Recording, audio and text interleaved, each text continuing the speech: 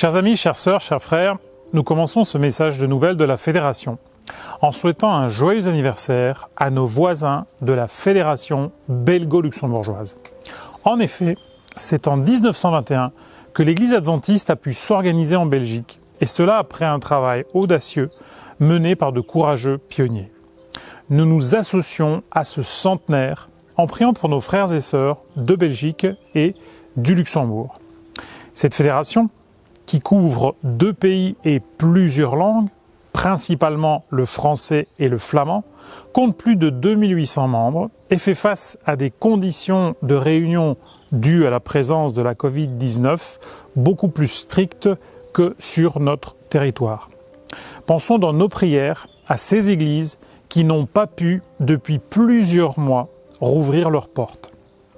Plusieurs grandes villes ont vu la population de leurs églises s'enrichir de familles venues d'Amérique du Sud, d'Afrique ou de l'Est de l'Europe. Aujourd'hui, en Belgique et au Luxembourg, comme en France d'ailleurs, on chante et on prêche en russe, en anglais, en espagnol, en roumain, en portugais, entre autres. Remercions le Seigneur pour cette belle et riche diversité. Si Nelson Mandela parlait de la nation arc-en-ciel pour parler de l'Afrique du Sud, nous pouvons parler d'une église arc-en-ciel pour parler de notre communauté. Pouvait-il en être autrement pour les héritiers du message d'espérance et de salut confié à un mouvement qui a pour objectif d'annoncer cette bonne nouvelle du retour du Christ aux habitants de la terre, à toute nation, tribu, langue et peuple. Récite Apocalypse 14. Apprenons chaque jour à découvrir la beauté des coutumes, langues et croyances de cette belle diversité, sans oublier notre objectif commun de témoignage. Ici, dans ce pays, avec sa culture, son langage, ses défis, son histoire et ses valeurs. C'est dans le livre de l'Apocalypse que je veux trouver un motif d'encouragement pour nous tous.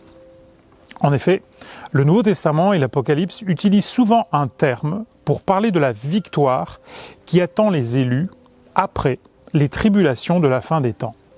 C'est le terme de couronne. Ce terme a au moins 2 significations. Il s'agit du diadème royal posé sur la tête d'un héritier ou héritière, fils ou fille du roi, et par conséquent de plein droit associé à la dignité royale. Mais il y a aussi le terme Stéphanos qui décrit la couronne de laurier que reçoit celui ou celle qui a remporté la course, le combat ou l'épreuve.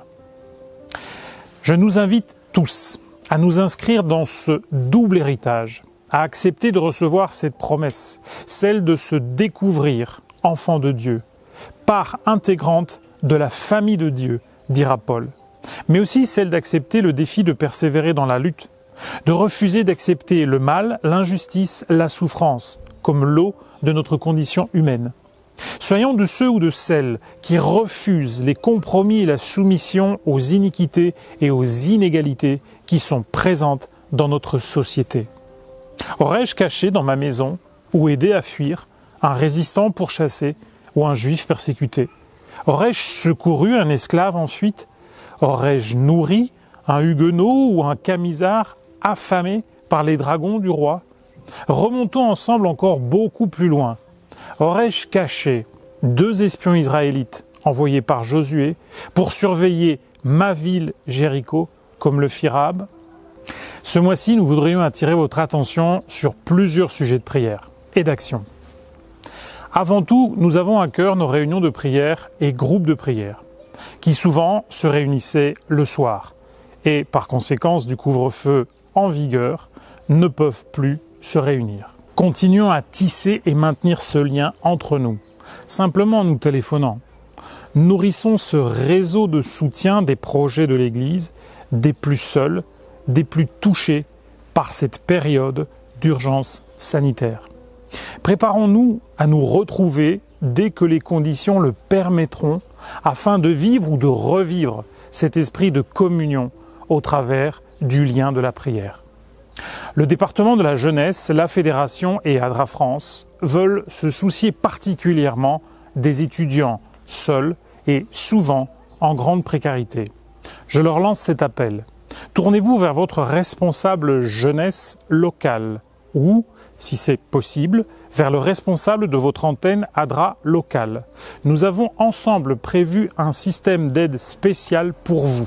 N'hésitez pas, c'est notre volonté de vous soutenir matériellement et de vous accompagner. Nos prières vous accompagnent, mais l'Église reste cette famille sur laquelle vous pouvez compter. Pour les plus jeunes, notre rallye fédéral Tison et Explos du 22 mai se transforme en rencontre virtuelle. Cette journée de sabbat spéciale sera vécue avec des temps spirituels forts, retransmis sur la chaîne fédérale, mais aussi par une série de défis à réaliser là où vous êtes. Préparez-vous pour ce rendez-vous. Nous terminerons tous ensemble par un concert où tous seront les bienvenus, vos parents aussi. L'ensemble des fonds récoltés seront reversés à l'association Nicodème. Cette association, choisie depuis plusieurs années par la Fédération, parraine une école adventiste dans le nord du Cameroun. Enfin, et de façon plus légère, je vous présente le dernier né des jeux créés par le MAE et la JA pour égayer nos débuts de sabbat en famille et bien d'autres moments en église ou à la maison. Qui dit mot? Ce jeu mettra votre créativité à contribution. Un grand merci aux collègues responsables et laïcs qui élaborent ces jeux afin de rendre notre approche de la spiritualité plus agréable et amusante. Vous pouvez passer commande sur le site internet du JS Store de l'Union.